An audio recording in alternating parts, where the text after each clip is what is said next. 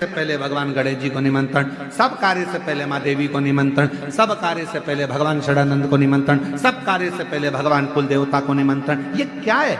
मतलब शंकर भगवान वीराने में रहते हैं, कैलाश पर रहते हैं, एकांत में रहते हैं, उसके बाद भी शंकर भगवान अपनी मस्ती में, अपने आनंद में, शिव भक्ति में, बड़े भगवान शंकर अपनी मस्ती में रहते हैं। इसलिए सबसे पहले मंगल कार्य में उनके परिवार को बुलाया जाता है।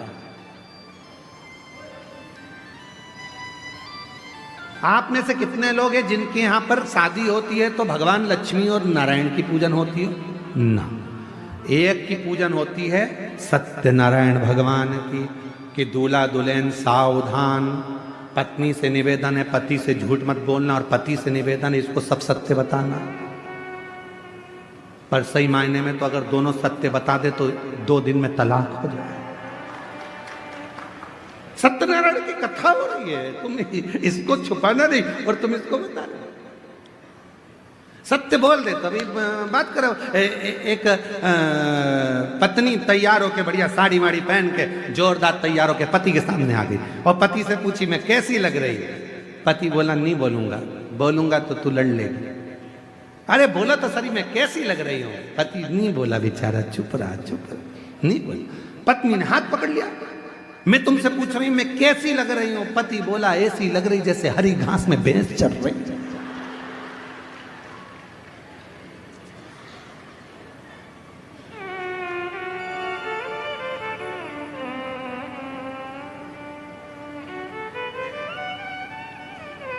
पत्नी कुछ नहीं बोली। शाम को पति जब ऑफिस से आया, करेले की सब्जी बना दी, खा। करेले की सब्जी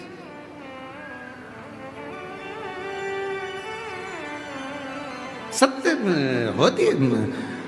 शादी ब्याहों में लक्ष्मी नारायण भगवान का पूजन नहीं, सत्यनारायण भगवान का पूजन होता है। शादी ब्याहों में भगवान गणेश जी का पूजन होता है। माँ अम्बा जगदम्बा जगतधात्री दुर्गा भवानी के माता पूजन होती है। भगवान शिव की आराधना कुल देवता के रूप में, पितृदेवता के रूप में होती है, शिव की आराधना। पर मंगल कार्य में भगवान शिव के पूरे परिवार को बुलाया जाता है। क्यों? क्योंकि वो जहां रहते हैं वो शांति और सुकून से रहते हैं, उनको बहुत ज्यादा से मतलब ही नहीं, वो अपनी मस्ती में जिंदगी, अपनी मस्ती। शिव कथा करें, पैसा कमाओगे, लोग जुड़ेंगे, परिवार के लोग आएंगे, तुम्हारे पास में खड़े हो जाएंगे। धन देखकर कोई भी आ सकता है, पर याद रखना पैसा से परमात्मा नहीं आता। परमात्मा को पाने के लिए तो उसका भजन करना पड़ता है। नौकरी करते हैं, उसके दरवाजे पर जाकर रोज जल चढ़ाने जाते हैं, रोज 1 लोटा जल चढ़ाने जाते हैं। लोग पूछें आपसे कि 1 लोटा जल चढ़ाने से क्या मिलेगा? कहना तनख्वाह मिलेगी। कौन सी तनख्वाह? तो कहना वो अंत समय में काम आएगी। आखिरी में वही तनख्वाह काम आएगी जो हमने 1 लोटा जल चढ़ाया है, उसी ने हमारी समस्या का निवारण करा है, उसी ने हमारी समस्या को दूर किया है। एक पत्र है, अच्छा है, देखिए। मेरा नाम अंजू नेताम, मेरे पति का नाम मुकुंद सिंह नेताम, ग्राम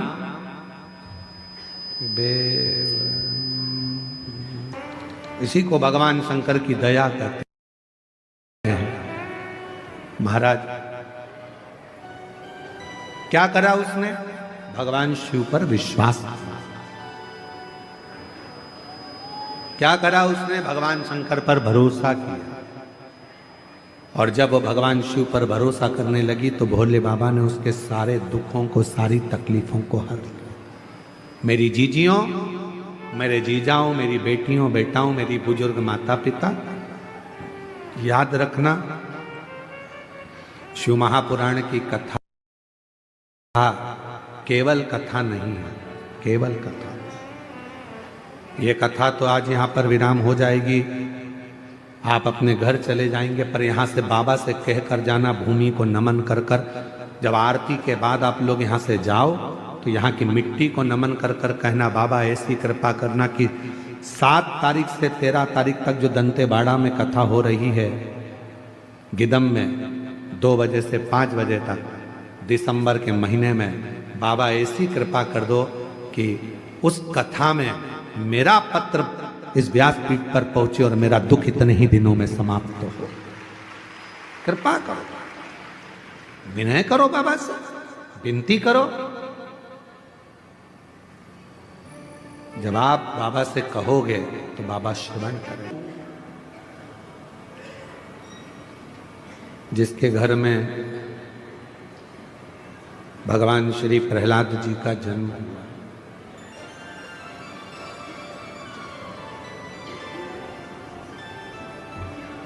जिन्होंने भगवान की अविरल भक्ति को धारण किया, भगवान की अविरल भक्ति को धारण किया शिव कृपा से। देखो, शिव महापुराण की कथा कहती है कि जन्म ले लेना संसार सागर में या मनुष्य की देह धारण कर लेना एक अलग विषय, पर मनुष्य की देह धारण करने के बाद भगवत नाम ले लेना या भगवान का भजन कर लेना ये एक अलग विषय।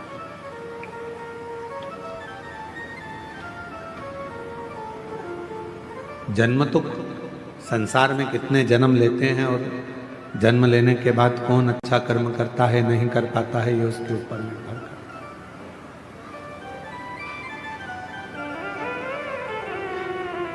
तुम्हारे मरने के बाद लोग तुम्हारा पुतला बनाए ना बनाए, मरने के बाद लोग तुम्हारे को चौराहे पर पुतला बनाकर पूजें ना पूजें, पर इतना जरूर याद रखना कि अपने जीते जी लोगों के दिल में परमात्मा के प्रति, सत्य भाव के प्रति और सनातन के प्रति इतनी विश्वास उत्पन्न कर देना कि उनके दिल में तुम्हारा पुतला निर्मित हो जाए, उनके हृदय में।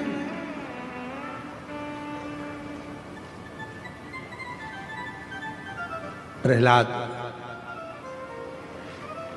को दर्शन, क्योंकि प्रहलाद जी के पिताजी ने पूछ लिया था हिरण्यकशिपु ने, कहाँ है तेरा भगवान, क्योंकि हिरण्यकशिपु ने वर मांगा था, ना नीचे मरूं ना ऊपर मरूं, ना अंदर ना बाहर, ना अस्त्र से ना शस्त्र से, ना दिन में ना रात में, ना नर से ना पशु से मेरी मृत्यु ना दिन में रात में हो ही ना। तो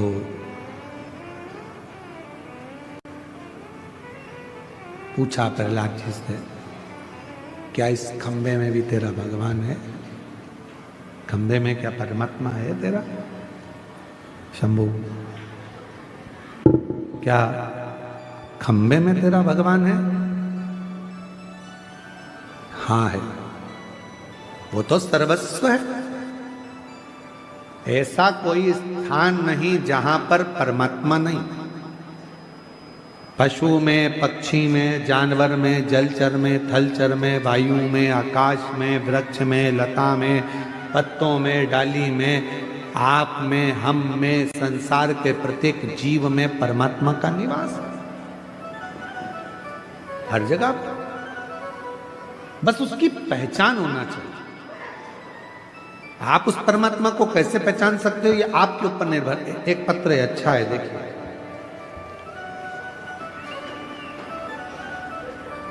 जिससे अपने मन की बात कहते चले।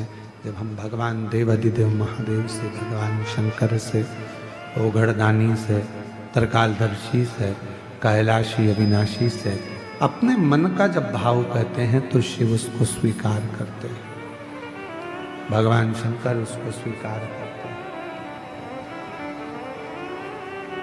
शिव कथा कह रही है, भगवान शंकर का संवाद कर रहा, शिव महापुराण की कथा वर्णन कर रही है।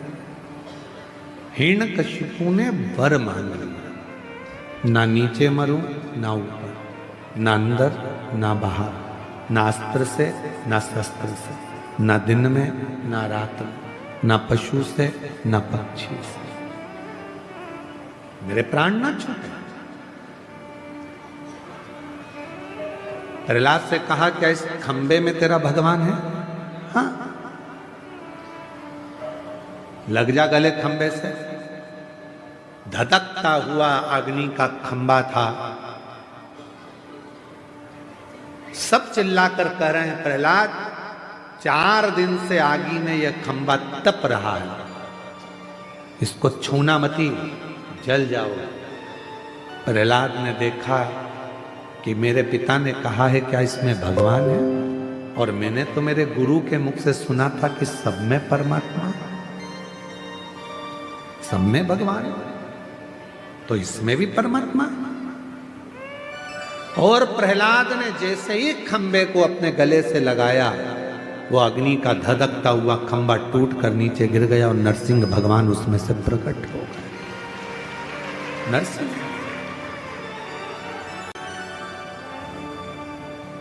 खंबा टूटकर नीचे गिरा और नरसिंह भगवान उसमें से प्रकट हुए। दौड़े नरसिंह भगवान ने हिरण्यकशिपु को पकड़ा, सिंहासन पर ले गए। भगवान नरसिंह बैठकर हिरण्यकशिपु को जंघा पर सुला लिए, क्योंकि इसने वर मांगा था, न नीचे मरू न ऊपर, जंघा पर मारा। ना अंदर ना बाहर, तो देहली पर मारा। ना अस्त्र से ना शस्त्र से, तो नख से फाड़ा। ना दिन में ना रात में, तो शाम के समय पर। न नर से ना पशु से, नरसिंह बनकर आए। ना ही 12 महीने में मरे, इसलिए एक अधिक कर कर अधिक मास में आए हैं और हिरण्यकशिपु को फाड़ दिया, हाथों को निकाल कर अपने गले। कहती है वो जो हिरण्यकशिपु के शरीर से जो आंतें निकाली गई थी और जो डाली गई थी, भगवान नरसिंह ने क्रोध में अपने गले में उस हिरण्यकशिपु की आंतों में इतना क्रोध था, इतना राक्षसी असुर भाव का क्रोध था कि वो पूरे शरीर में भगवान नरसिंह के और क्रोध जागृत हो। और कौन जाएगा? नरसिंह भगवान के क्रोध को शांत करना था। कहा माता लक्ष्मी जी से आप गुस्सा शांत कर दो। एक बात याद रखना, अपनी जिंदगी में उतार कर रखिएगा, एक बात को अपने जीवन में उतारिएगा। क्रोध पति को आ रहा है तो याद रखना, पत्नी कभी पति के क्रोध को शांत नहीं कर सकती। पत्नी पति के क्रोध को शांत नहीं करेगी। क्रोध को शांत कौन करेगा? तो शिव महापुराण की कथा कहती है, क्रोध को शांत करेगा तो आपके घर में जो छोटे बच्चे होते हैं वो अगर पिता की गोद में चले जाएं तो क्रोध शांत हो जाता है। क्रोध शांत। घर में जो छोटे हैं और छोटे बच्चे जो घर में होते हैं वो क्रोध को शांत कर देते हैं। घर में जो चंचल प्रवृत्ति के छोटे छोटे बच्चे होते हैं वो क्रोध को शांत कर देते हैं, वो क्रोध को समाप्त कर देते हैं। उनकी मीठी वाणी, उनका स्नेह। तो शिव महापुराण की कथा कहती है, कई लोग कथाओं में कह देते हैं भगवान की ये गलती मत कर देना, भगवान गुस्सा हो जाएंगे, भगवान को क्रोध आ जाएगा, तुम ये मत कर देना, भगवान को क्रोध आ जाएगा, तुम ऐसा मत कर देना, भगवान को क्रोध आ जाएगा। शिव महापुराण की कथा कहती है, संसार में जन्म लेने वाला एक एक मनुष्य भगवान के लिए बच्चा है, और बच्चा गलती करता है तो माता पिता को क्रोध नहीं आता, वो उसको संभालने का प्रयास करता है। कई लोग भगवान से मनुष्य को दूर करने का प्रयास करते हैं। एक पत्र, दुनिया के लोग, कई लोग कहते हैं शंकर भगवान क्रोध के देवता हैं, भगवान शंकर रुद्र देव हैं, भगवान शंकर को गुस्सा बहुत आता है, क्रोध बहुत आता है, भगवान शंकर को क्रोध बहुत आता है, रुद्र हैं भगवान शंकर को क्रोध बहुत आता है। मेरा निवेदन है मेरी जीजियों, वो पिता है, जगत का पिता, और हम उसकी औलाद हैं, हम उसकी संतान हैं। कोई पुराण, कोई शास्त्र ये नहीं कहता कि भगवान देवाधिदेव महादेव आपको दंड देंगे। मेरे शंकर भगवान का तो कोई विद्रोही है ही नहीं। जितने असुर थे, जितने राक्षस थे, सब शिव जी की पूजन करते थे, सब शंकर की आराधना करते थे। सब शिव जी की साधना करते थे। मेरे शिव जी का कोई विद्रोही नहीं, मेरे शंकर भगवान का कोई द्रोही नहीं। सबसे मेरे शंकर भगवान का प्रेम है, सबसे। सबको मेरे देवादिदेव महादेव लेकर चलते, लेकर तो कैसे कोई विद्रोही नहीं। मैंने ना रोज रात में एक सपना आवे है और सपने में ना मैं बड़ी बड़ी फसलों के बीच में ना एक छोरी भाग रही है। दुनिया के लोग अगर आपसे कहते हैं कि शंकर भगवान क्रोध के देवता हैं, शिव जी को मत पूछना, शंकर भगवान को ये मत करना, आज के जमाने में लोग सोशल मीडिया के लोग, कई लोग कहते हैं शंकर भगवान क्रोध के देवता हैं, भगवान शंकर रुद्र देव हैं, भगवान शंकर को गुस्सा बहुत आता है, क्रोध बहुत आता है, भगवान शंकर को क्रोध बहुत आता है, रुद्र हैं भगवान शंकर को क्रोध बहुत आता है। मेरा निवेदन है मेरी जीजियों, वो पिता है, जगत का पिता, और हम उसकी औलाद हैं, हम उसकी संतान हैं। कोई पुराण, कोई शास्त्र ये नहीं कहता कि भगवान देवादिदेव महादेव आपको दंड देंगे। मेरे शंकर भगवान का तो कोई विद्रोही है ही नहीं। जितने असुर थे, जितने राक्षस थे, सब शिव जी की पूजन करते थे, सब शंकर की आराधना करते थे, सब शिव जी की साधना करते थे। मेरे शिव जी का कोई विद्रोही नहीं, मेरे शंकर भगवान का कोई द्रोही नहीं। सबसे मेरे शंकर भगवान का प्रेम है, सबसे। सबको मेरे देवादिदेव महादेव लेकर चलते, लेकर तो कैसे कोई विद्रोही नहीं। दुनिया के लोग अगर आपसे कहते हैं कि शंकर भगवान क्रोध के देवता हैं, शिव जी को मत पूछना, शंकर भगवान को ये मत करना, आज के जमाने में लोग सोशल मीडिया के माध्यम से, बहुत सारे ऐसे लोग हैं जो अपना अपना सोशल मीडिया के माध्यम से अपना अपना वीडियो बनाते हैं और नई नई तरह की चीजें आप लोगों को बताते रहते हैं। शंकर भगवान को अभी एक कोई हमको बता रहे थे कि भाई ऐसा ऐसा लोग बता देते हैं कि शिव जी को ये चढ़ाने का बोल दिया, शिव जी को वो चढ़ाने का बोल दिया। हमारा निवेदन है, शंकर भगवान की पवित्र कथा शिव महापुराण गीता प्रेस गोरखपुर की मार्केट में, बाजार में सबदुन मिलती है। आप कहीं से भी ले सकते हैं और उसका अध्ययन कर सकते हैं, पढ़ सकते हैं, पढ़ो।